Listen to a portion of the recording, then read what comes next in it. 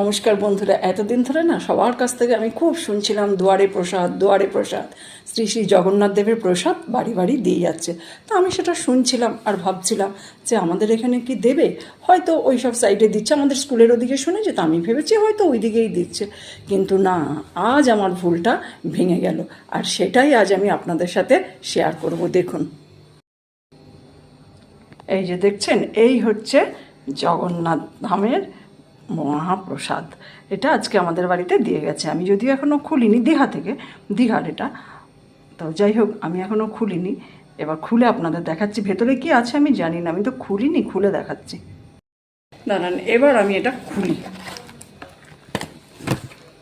দেখুন কি আছে ভেতরে। এই যে দেখুন, একটা এখানে আছে একটা ফটো, আর আছে এই যে একটা প্যারা, একটা সন্দেশ। এই হচ্ছে দুয়ারে প্রসাদ।